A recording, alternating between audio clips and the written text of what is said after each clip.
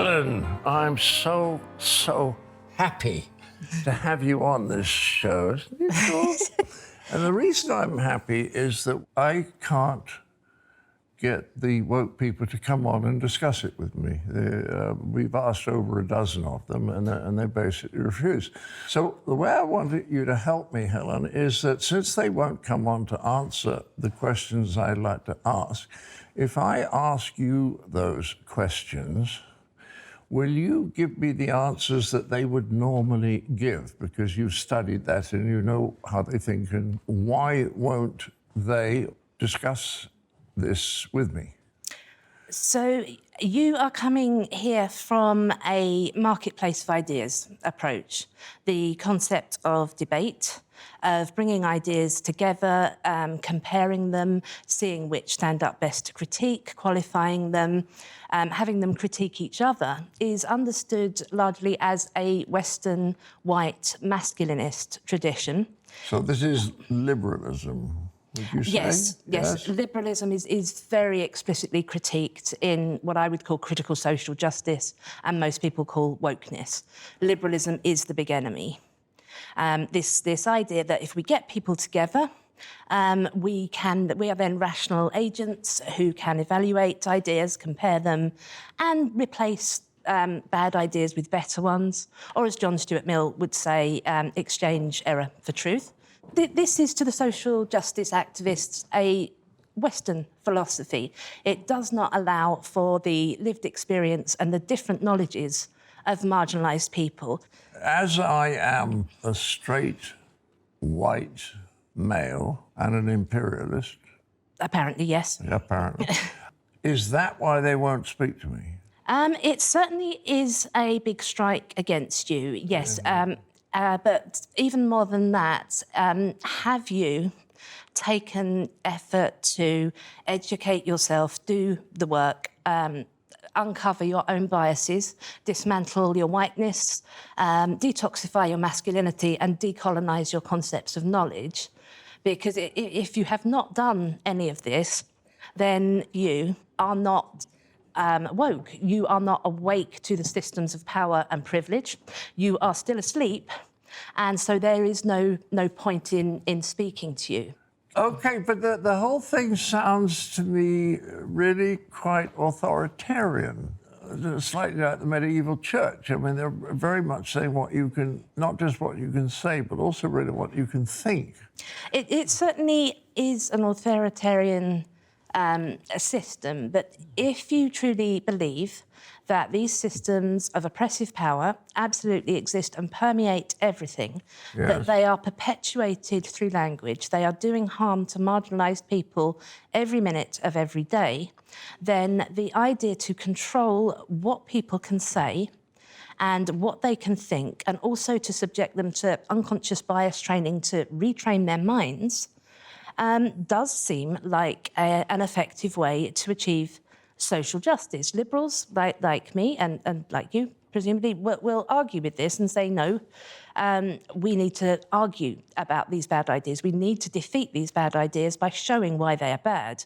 This doesn't work to the critical social justice people. Yeah, well, one of the women who would not come on the show said that the very fact that we're having a discussion is the problem. Yeah. I mean... Yeah, this is particularly strong in the post-colonial, decolonial movement. Right. You want to have a debate. I don't know if you've seen the slogans, my existence is not up for debate. That comes from the trans rights movement. If you want to debate... So to disagree with them means that you're trying to disappear them completely. That's what it comes down to, yes. I mean, we saw Linda Sarsour also said criticism of Islam, for example, is a denial of the right to exist. Now, obviously, if Islam didn't exist, Linda still would. But the idea is that by criticising any identity or any belief system, you are not allowing people to exist as they are, but they just speak of existing and even of genocide.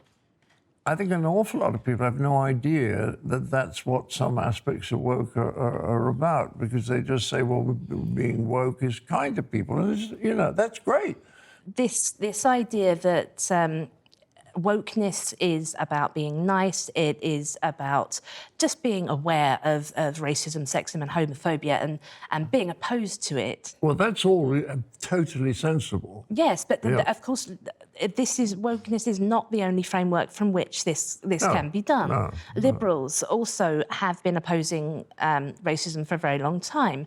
Marxists oppose it on the grounds that it divides the working class. Conservatives generally oppose this as well. Religious believers that think that we are all the children of God. This is what I have argued. Any kind of policy needs to allow for people to come from different frameworks in opposing racism, sexism, homophobia or other bigotries. But the critical social justice movement does not accept that other frameworks do this. We mentioned cancel culture earlier. Do you want to add anything to that? Cancel culture is something that I've been dealing with for quite a while, because a lot of time people think of cancel culture as something that affects celebrities who are being hounded and perhaps not allowed to speak in one particular arena, and they say, but you're still speaking, you haven't been cancelled at all. But if you look at who is actually being cancelled, the organisation that I have worked with looks at blue and white collar workers who are being asked to undergo various kinds of training, are objecting to this training, and are being fired, suffering disciplinary action. Trade unions are very, very wary of even addressing the issue. So cancel culture affects those who do not have a voice. That's very interesting. So it's the smaller people who suffer the worst because they lose their jobs.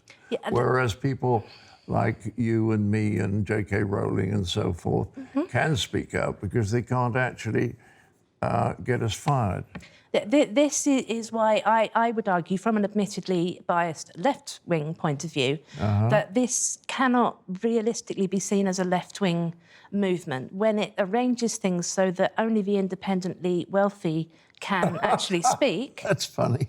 And when it supports corporations in inflicting these kind of policies on workers, and then it stands with corporations against workers. Yes. This is very much against the whole ethos of the left. In the US, it's an $8 billion a year industry. What is? These kinds of trainings for employees. Really? I'm fascinated by the way that corporations they're just frightened of an economic boycott, right? And I am not sure how much a boycott would actually work. I mean, if we look at J.K. Rowling, her books are not failing to sell, are they? Even though there is such strong opinion, such a small percentage of people actually adhere to these critical social justice ideas that I don't think a boycott can really work. Well, I'm hoping it doesn't, because I'm thinking of the adaptation I'm doing of Life of Brian. Are you going to be problematic again? I love that word.